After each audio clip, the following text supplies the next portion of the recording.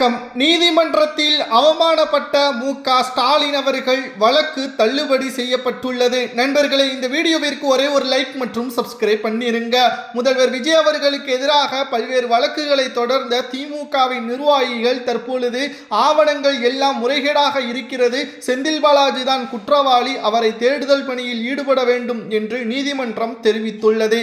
மேலும் செந்தில் பாலாஜி அவர்கள் எங்கே இருக்கிறார், அவர் முன்ஜாமீன் கோருவதற்கான ஆதாரங்கள் சமர்ப்பிக்கப்பட்ட நிலையிலும் கூட செந்தில் பாலாஜி ஏன் இன்று வரை நீதிமன்றத்திலும் திருவல்லிக்கேணி காவல் நிலையத்திலும் ஆஜராகவில்லை? தற்பொழுது மு.க. ஸ்டாலின் லண்டனில் இருக்கிறார், உதயநிதி அவர்கள் துபாயில் இருக்கிறார், செந்தில் பாலாஜி தலைமறைவாக இருக்கிறார் என்று அடுக்கடுக்கான கேள்விகளை நீதிமன்றம் கேட்டுள்ளது. தாவேகா ஆட்சியை கலைப்பதற்கு குதிரை பேரம் நடத்தப்பட்டது உண்மைதான் என்ற ஆவணங்களையும் காவல்துறையினர் சேகரித்து ஸ்டாலினுக்கு எதிராக சமர்ப்பித்துள்ளனர். செந்தில் பாலாஜி அவர்கள் இதற்கு முன்னால் நெஞ்சுவலி வந்ததாக நாடகமாடி அமலாக்கத்துறையில் தப்பித்தது போல இந்த தாவேகாவின் அரசை கவிழ்ப்பதற்கு திமுக பல நாடகங்களை போட்டாலும் நிச்சயம் அது எடுபடாது.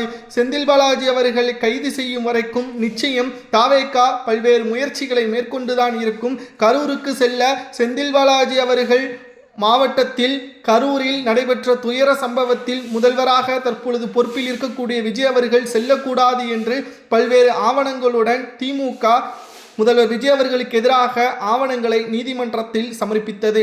ஆனால் நீதிமன்றமோ முதல்வர் விஜய் அவர்கள் எங்கு வேண்டுமானாலும் செல்லலாம், அதற்கான அதிகாரம் அவரிடம் இருக்கிறது. சிபிஐ வழக்கில் இருந்து விஜயின் பெயர் தவிர்க்கப்பட்ட நிலையில் முதல்வர் விஜய் அவர்களது பெயரை எப்படி நீங்கள் சேர்க்கலாம் என்று தாவேகாவின் அமைச்சர்கள் கேட்ட கேள்வியால் நீதிமன்றத்தில் ஸ்டாலின் அவர்கள் தொடர்ந்த வழக்கானது தள்ளுபடி செய்யப்பட்டு நீதிமன்றத்தில் அவமானப்பட்டு நிற்பதோடு செந்தில் பாலாஜியும் அவரது தம்பி அசோக்குமாரும் நீதிமன்றத்தில் ஆஜராக வேண்டும். அவருக்கு முன்ஜாமீன் கொடுக்க முடியாது, அவர் எங்கிருந்தாலும் ஆஜராக வேண்டும். இல்லை என்றால் பிடிவாரன் மூலமாக சமர்ப்பிக்கப்பட்ட நிலையில் அவரது எம்எல்ஏ பதவியும் பறிபோகுவதற்கான வாய்ப்புகளும் அதிக அளவில் இருப்பதாக செய்திகளையும் நம்மால் பார்க்க முடிகிறது. ஒரு பக்கம் உதயநிதி துபாய்க்கு சென்று இன்ப சுற்றுலாவில் ஈடுபட்டுள்ளார், மறுபக்கம் திமுக தோல்வியடைந்து ஆட்சியை கைப்பற்ற முடியாமல் தமிழகம் முழுவதும் திமுகவின் தொண்டர்கள் அதிர்ச்சிக்கு உள்ளாகி இருக்கக்கூடிய நிலையில் கூட்டணிகளும் தற்பொழுது தாவேகாவின் பக்கம் சென்றுவிட்டது. காவல்துறை அதிகாரிகள் தற்பொழுது செந்தில் பாலாஜியை ஒவ்வொரு இடங்களிலும் தேடுகின்றார்கள். ஆனால் உதயநிதியோ ஒவ்வொரு கல்யாண மேடைகளிலும் ஒப்பாரி வைத்துக் கொண்டிருக்கிறார். தற்பொழுது செந்தில் பாலாஜியை தேடுதல் பணியில் ஈடுபடுவதற்கு காவல்துறையும் குவிக்கப்பட்டுள்ளது. செந்தில் பாலாஜி அவர்கள் பிடிபட்டால் நிச்சயம் ஸ்டாலின் அவர்கள் கதை முடியும் என்ற தகவல்களும் வெளியாகியுள்ளது. அதாவது திமுகவின் ஆதரவோடு தான் குதிரை பேரம் நடத்தப்பட்டதாக ஆவணங்களை சேகரித்தால் நிச்சயம் கைது நடவடிக்கை மட்டுமல்ல, திமுகவின் அதிகாரங்கள் மற்றும் அவர்களது எம்எல்ஏ பதவிகள் திமுகவின் உண்மையான தொண்டர்களை அதிர்ச்சியடையும் வகையில் தேர்தல் ஆணையமும் நீதிமன்றமும் பல்வேறு அதிகாரப்பூர்வமான தீர்ப்புகளையும் வழங்கினால் ஸ்டாலின் அவர்கள் நிலைகுலைந்து போய்விடுவார் என்ற செய்திகளும் தற்பொழுது வழக்கறிஞர் ராம்குமாரின் மூலமாக கிடைக்கப்பெற்றுள்ளது. திராவிட முன்னேற்ற கழகத்தில் ஒட்டுமொத்தமான செயல்பாடுகள் மக்கள் மத்தியில் முழுமையான திருப்திகரமாக இல்லை என்ற காரணத்தினால்தான் திமுகவின் நிர்வாகிகள் மீதும் தலைவர் மீதும் இருந்த கோபத்தினால்தான் திமுக தோல்வியை தழுவப்பட்டது. கொளத்தூரிலும் ஸ்டாலின் தோல்வியை தழுவி சேகர்பாபுவினால் தோல்வி அடைந்தது என்று துர்கா ஸ்டாலினை கூறும் அளவிற்கு அமைந்துவிட்டது. தற்பொழுது செல்லும் இடமெல்லாம் பாதுகாப்புடன் சென்ற மு.க. ஸ்டாலின் அவர்கள் தற்பொழுது தன்னந்தனி மரமாக இருக்கிறார். இதற்கெல்லாம் திமுகவின் நிர்வாகிகள் தான் காரணம். தற்பொழுது முதல்வராக விஜய் அவர்கள் பொறுப்பேற்றது திமுகவின் நிர்வாகிகளுக்கும் மாஜி அமைச்சர்களுக்கும் எம்பிக்களுக்கும் தற்பொழுது கதிகலங்கிவிட்டது. அவர்களால் ஏற்றுக்கொள்ள முடியவில்லை. மக்களின் தீர்ப்பை ஏற்றுக்கொள்ள முடியாத காரணத்தினால் தான் பல்வேறு அவதூறு வழக்குகளை தாவேகாவின் மீது போட்டுள்ளனர். முதல்வர் விஜய் அவர்கள் கரூருக்கு செல்வது என்ன பிரச்சனை, இதில் உங்களுக்கு எதற்காக பிரச்சனையாக நீங்கள் பார்க்கிறீர்கள் என்று நீதிமன்றம் கேட்ட கேள்வியால் தற்பொழுது ஸ்டாலின் அவர்களாலோ அல்லது திமுகவின் வழக்கறிஞர்களாலோ பேச முடியாத வகையில் இன்று காலை நீதிமன்றம்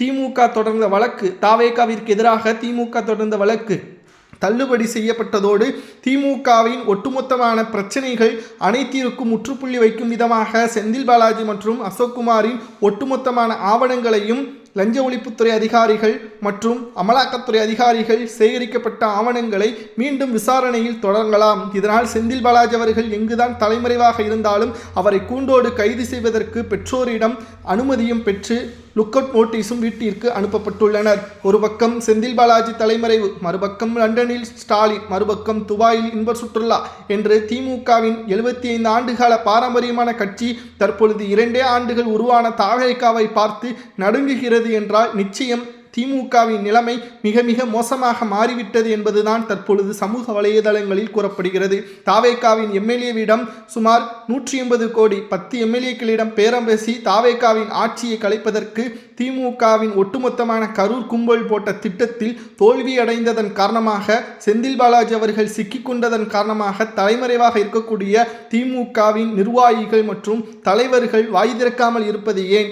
ஸ்டாலின் அவர்கள் இதை பற்றியெல்லாம் பேசாமல் கரூருக்கு முதல்வர் ஸ்டாலின் அவர்களுக்கு எதிராக முதல்வர் விஜய் அவர்கள் செல்வதுதான் தற்பொழுது பிரச்சனையா என்று கேட்கும் அளவிற்கு அரசியல் களம் தலைகீழாக மாறியுள்ளது. நடைபெறக்கூடிய இடைத்தேர்தல் 7 சட்டமன்ற இடைத்தேர்தலில் திமுக தனித்துதான் போட்டியிடும். திமுகவின் அங்கம் வகித்த 15 கூட்டணிகள் தாவேகாவின் பக்கம் சென்றுவிட்டது. இந்த 7 இடங்களில் திமுக ஒரு இடங்களை கூட கைப்பற்றவில்லை என்றால் மக்களும் புறக்கணித்து விட்டார்கள், நீதிமன்றமும் புறக்கணித்து விட்டது.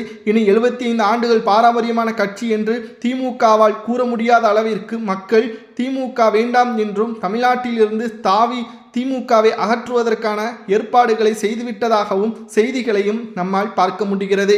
நீதிமன்றத்தில் அவமானப்பட்ட ஸ்டாலின் அவர்கள் அடுத்த கட்ட நடவடிக்கை என்ன? திமுகவின் ஊழல்கள் பட்டியல்கள் அனைத்தையும் சேகரித்த அமலாக்கத்துறை நிச்சயம் ஒவ்வொரு நபர்களையும் அடுத்த 6 மாதங்களில் குறிவைத்து நிச்சயமாக கைது நடவடிக்கை மேற்கொள்ளும். அதில் செந்தில் பாலாஜி உள்ளிட்ட பல முக்கியமான நிர்வாகிகளும் சிக்குவார்கள். ஸ்டாலின் அவர்கள் என்னதான் நாடகம் போட்டாலும் இதில் இருந்து தப்பிக்கவே முடியாது. 6 மாதங்களுக்குள் திமுக ஆட்சி அமைக்கும், தாவேக ஆட்சி கலைக்கப்படும் என்று பொதுவெளியில் பேசிய திமுகவின் தலைவர்கள் தற்பொழுது மக்களின் தீர்ப்பே மகேசன் தீர்ப்பு என்ற பழமொழிக்கேற்ப ஸ்டாலின் அவர்கள் ஒருபோதும் இனி ஆட்சி கட்டிலில் அமர முடியாது. திராவிட முன்னேற்ற கழகம் தற்பொழுது எதிர்க்கட்சியாக இருக்கிறது. ஆனால் எதிர்வரக்கூடிய அரசியல் காலகட்டத்தில் திமுக எதிர்க்கட்சியாக கூட இருக்காது என்ற செய்திகளும் தற்பொழுது வெளிப்படையாக நம்மால் பார்க்க முடிகிறது. மேலும் திமுகவின் முன்னாள் அமைச்சர் ஏவா வேலு அவர்களது வீட்டில் நடைபெற்ற சோதனைகள் பல்வேறு ஆவணங்களும் மூட்டை மூட்டையாக பணங்களும் ரொக்கப்பணம் 50 லட்சமும் கைப்பற்ற நிலையில் அவர் மருத்துவமனையும் நடத்துகிறார். ஆனால் அங்கு மருத்துவ சிகிச்சை செய்யாமல் எதற்காக சிங்கப்பூருக்கு செல்கிறார்? சொந்த மருத்துவமனையில் சிகிச்சை என்ன சரியில்லையா, அல்லது உயிரை காப்பாற்றுவதற்கா, அல்லது கைதுக்கு பயந்து சிங்கப்பூரில் ஓடி ஒளிந்துள்ளாரா என்ற கேள்விகளும் ஏவா வேலு அவர்களை பார்த்து தாவேகாவின் அமைச்சர்கள் கேட்கிறார்கள். ஏவா வேலு அவர்கள் நல்லவர் என்றால் அவரது மருத்துவமனையிலேயே சிகிச்சையை மேற்கொண்டிருக்க வேண்டும். ஆனால் எதற்காக சிங்கப்பூருக்கு செல்கிறார் என்ற கேள்விகளும் தமிழக அரசியலில் மிகப்பெரிய அளவில் பரபரப்பை ஏற்படுத்தியுள்ளது. ஸ்டாலின் அவர்களுக்கும் ஏவா வேலு அவர்களுக்கும் தேர்தல் நேரத்தில் பணப்பட்டுவாடாவில் ஈடுபட்டு தற்பொழுது வசமாக சிக்கியதன் காரணமாக நீதிமன்றத்தில் இருந்து தப்பிப்பதற்கு ஏவா வேலு அவர்கள் சிங்கப்பூருக்கு சென்றுள்ளார் என்றும் கூறப்படுகிறது.